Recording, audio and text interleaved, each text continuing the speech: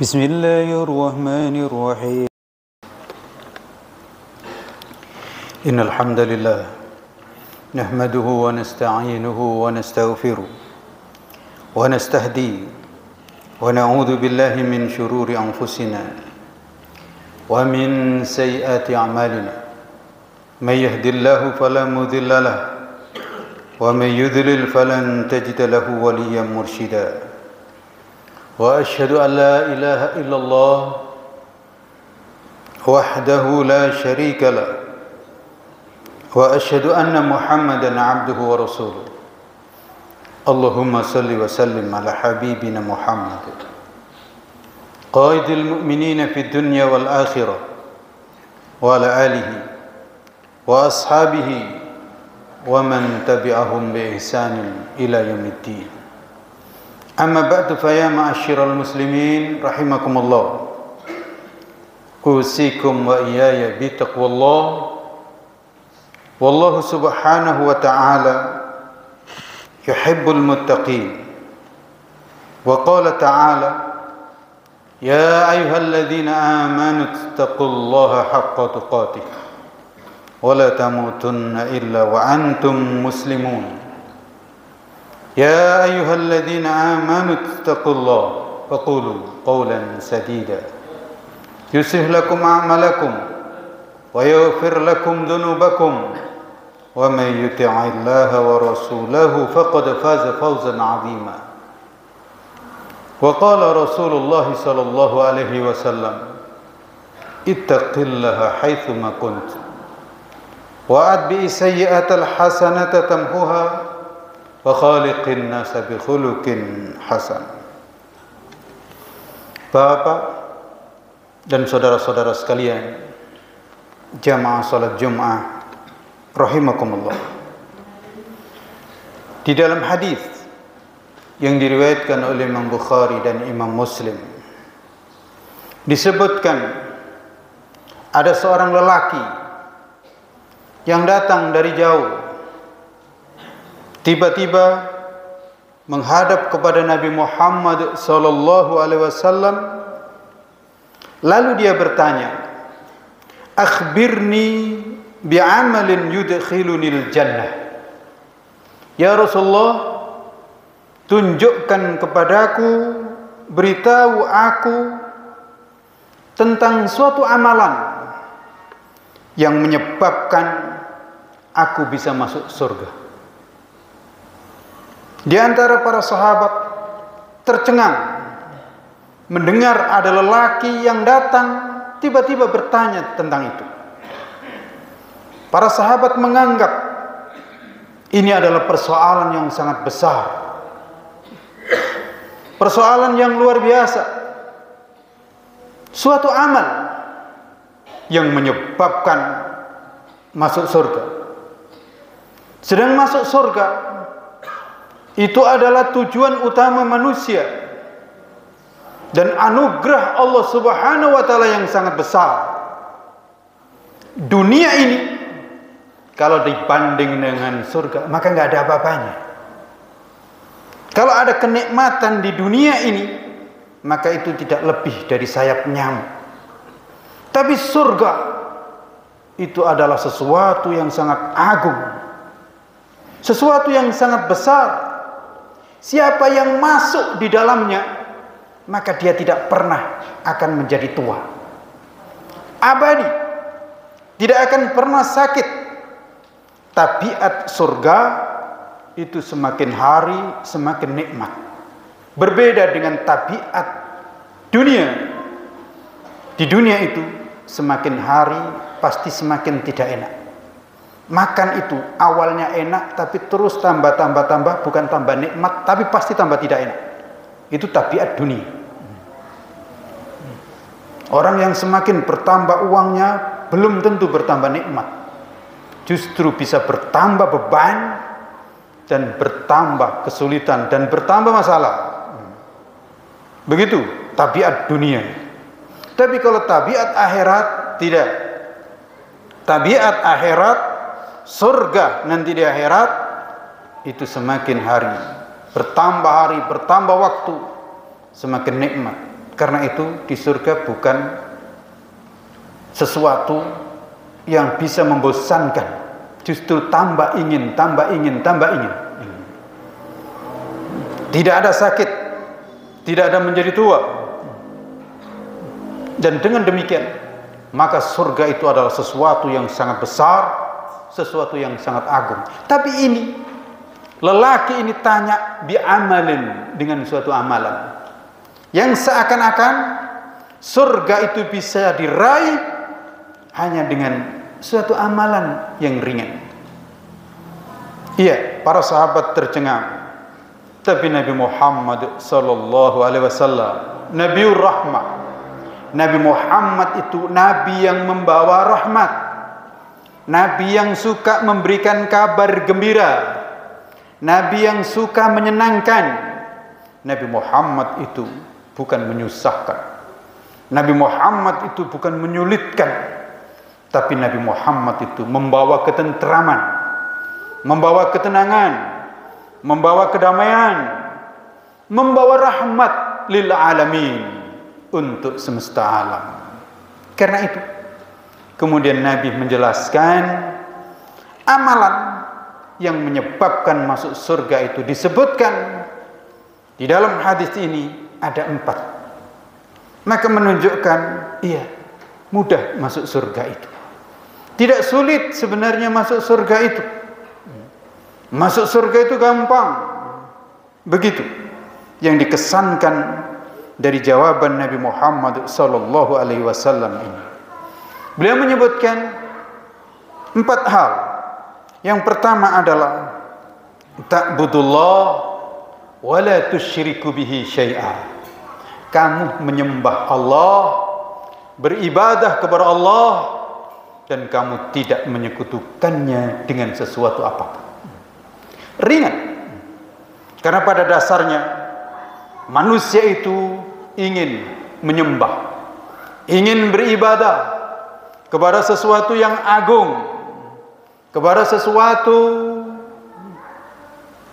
yang maha mengetahui, pencipta, pemberi rezeki. Itu adalah fitrah. Manusia itu kalau tidak menyembah sesuatu maka pasti gelisah. Dan karena itu dalam sejarahnya manusia pasti menyembah sesuatu. Tapi sayang, sering manusia keliru menyembah sesuatu yang dikira agung, padahal sama sekali tidak agung. Ya batu, kuburan, aku tahu gunung, iya seakan-akan gunung itu agung, tapi itu tidak ada keagungannya. Apalagi batu, apalagi binatang, hewan dan seterusnya. Manusia seliring keliru, nganggap ada kerbau yang agung, nganggap ada kuburan yang agung, nganggap batu agung, padahal itu semuanya tidak bisa memberikan sesuatu kepada yang lain. Apalagi terhadap kehidupan sesuatu, terhadap kehidupan yang luas, terhadap dirinya saja tidak berkuasa. Itu kelirunya manusia. Maka Allah tunjukkan yang pantas disembah adalah Allah, Rabbul Alamin, pencipta alam semesta, yang memberi rezeki dan minta rezeki, yang memberi rezeki dan tidak minta rezeki. Allah kan tidak minta rezeki. Allah itu memberi tapi tidak minta sesuatu. Kita di mana-mana masuk hotel saja itu kita bayar. Masuk tempat-tempat yang dikelola manusia itu kita rata-rata bayar. Tapi kita menghirup udara tidak pernah diminta bayaran oleh Allah. Ke rumah sakit kita bayar. Allah kasih kita sehat. Allah nggak pernah minta bayaran. Itu Allah. Innallahu war-razzaqu dzul quwwatil matin. Justru Allah itu pemberi rezeki. Maka kata Nabi, Allah itulah, sembahlah Allah, beribadahlah kepada Allah. Wala tusyriku bihi syai'a. Tapi sekali-kali jangan menyekutukan dengan yang lain. Jangan menyembah Allah di satu saat, lalu kemudian di saat yang lain menyembah selain Allah.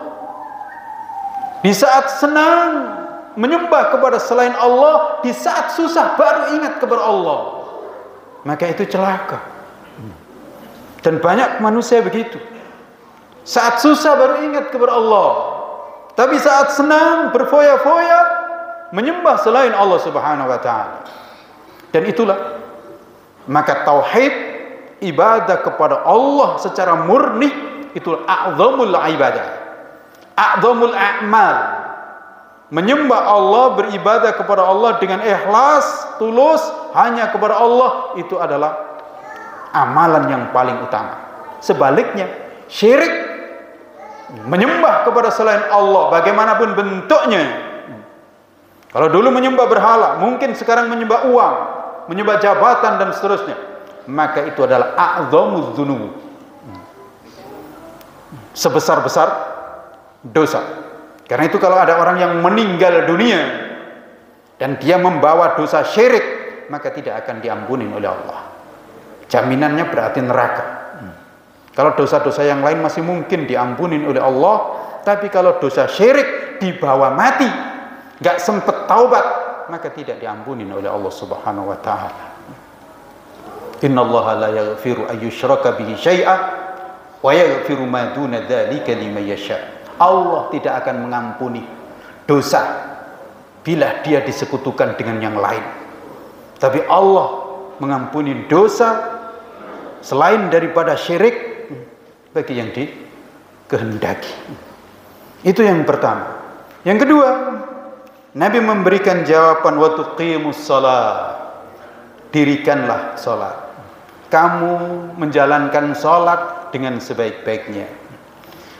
Salat di dalam Al-Quran dan juga di dalam hadis selalu dibahasakan dengan iqamah.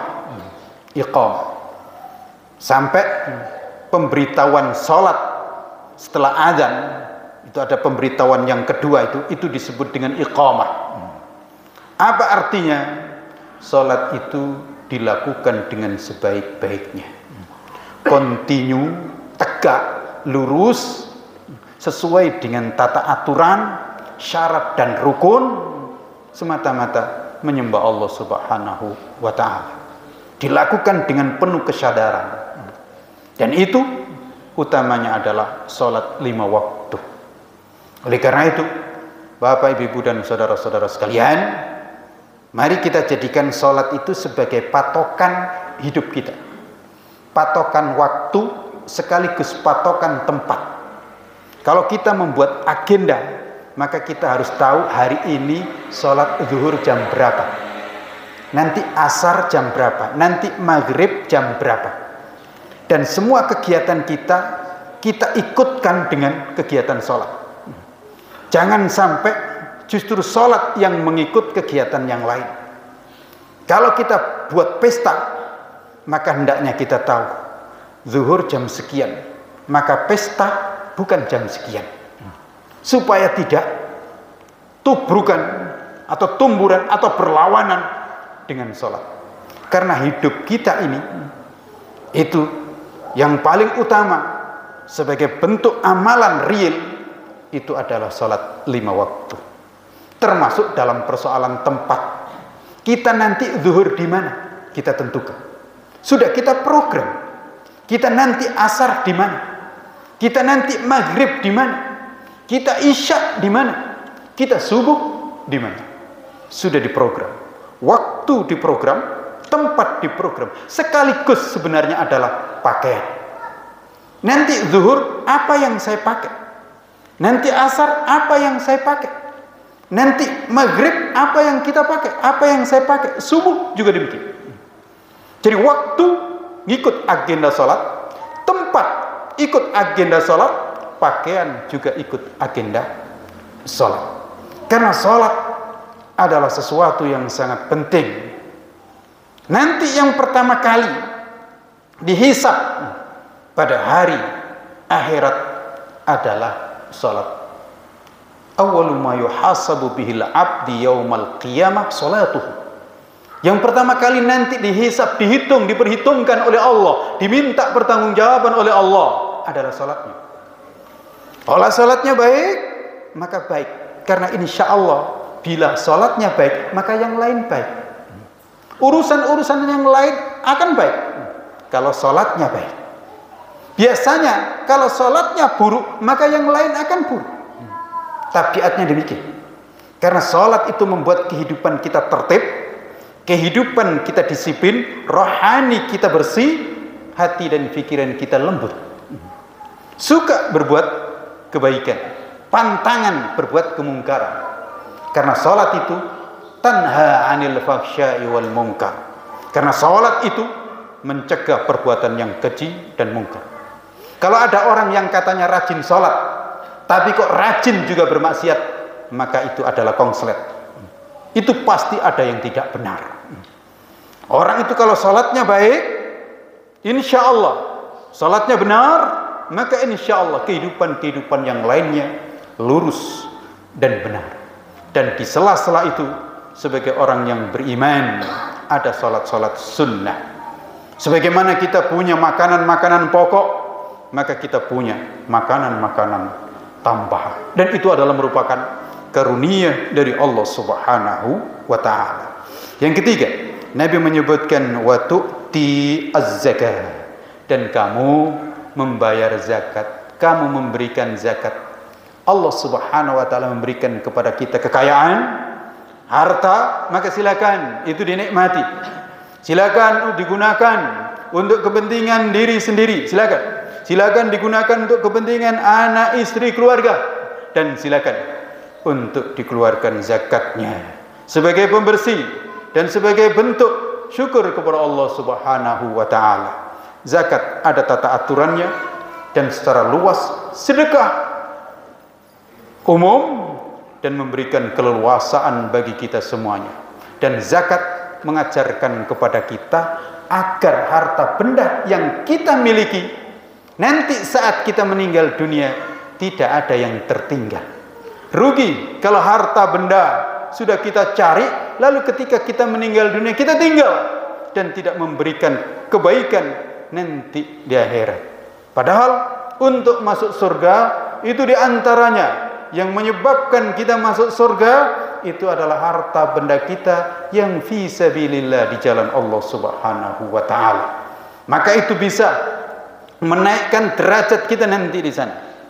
Dan karena itu orang ketika meninggal dunia bisa kelihatan apa yang akan ditemuinya saat sakarat. Itu sudah tahu kira-kira apa yang bakal ditemuinya, bakal dijumpainya.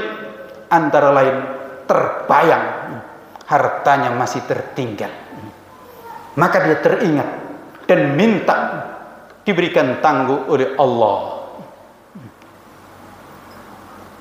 Rabb akhartani ila ajalin qarib fa asaddaqa wa akum minas salihin. Ya Allah, tangguhkan barang sebentar agar aku bisa berinfak, bisa bersedekah, agar aku bisa mengamalkan amalan yang saleh. Begitu terkait dengan harta benda. Oleh karena itu maka jangan sampai ada harta benda yang kita dapatkan lalu kemudian hanya sekedar dimakan, atau ternyata justru tertinggal, tidak terbawa ke akhirat nanti. Dan yang keempat, Nabi menyebutkan watasilur rahim, menyambung silaturahim. Dalam Islam menyambung silaturahim itu luar biasa, kebaikan yang sangat besar.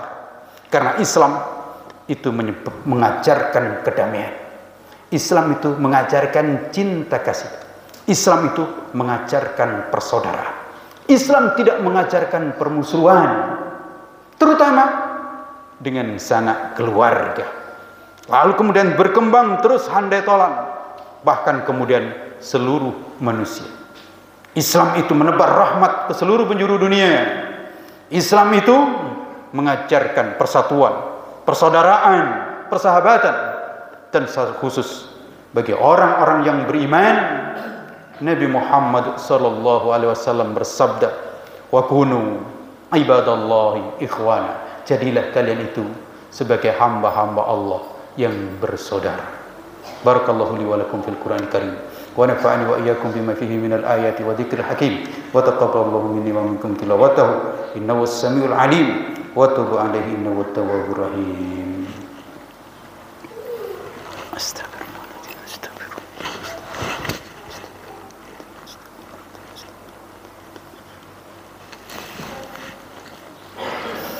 Alhamdulillahilladzi hadana li hadza wa ma kunna linahtadiya laula an hadana Allah wa asyhadu an la ilaha illallah wa asyhadu anna Muhammadan abduhu wa rasuluh. Allahumma salli ala Muhammad wa ala alihi wa ashabihi wa man tabi'ahum bi ihsanin ila yaumiddin. Amma ba'du, fa ya ma'asyiral muslimin rahimakumullah, usikum wa iyaya bi taqwallah. Wallahu subhanahu wa ta'ala yuhibbul muttaqin. Wa qala ta'ala, a'udzu billahi minasy syaithanir rajim. Bismillahirrahmanirrahim. Wal 'asr innal insana lafi khusr illa alladhina amanu wa 'amilus solihati wa tawassaw bil haqq wa tawassaw bis sabr. Demi waktu, sesungguhnya manusia itu dalam kerugian kecuali orang-orang yang beriman, beramal soleh, mau nasihat-menasihati dalam kebenaran, dan mau nasihat-menasihati untuk selalu menetapi kesabaran. Innallaha wa malaikatahu yusalluna 'alan nabi ya ayyuhalladzina amanu sallu 'alaihi wa sallimu taslima.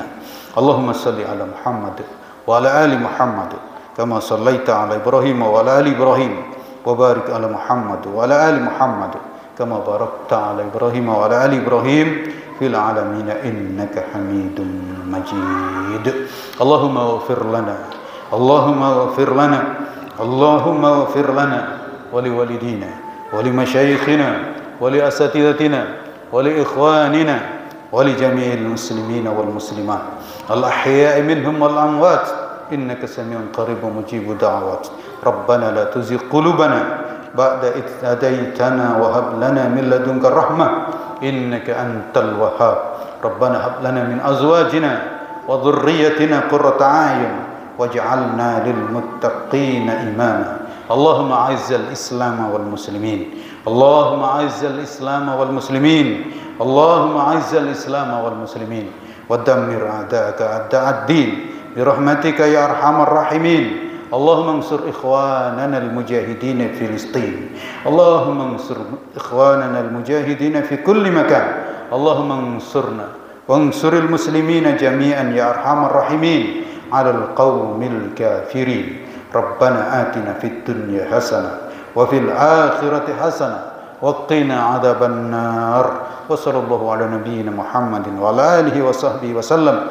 Subhana rabbika rabbil 'izzati 'amma yasifun. Wassalamun alal mursalin walhamdulillahi rabbil alamin. Wala dzikrullahi akbar. Aqimissalam.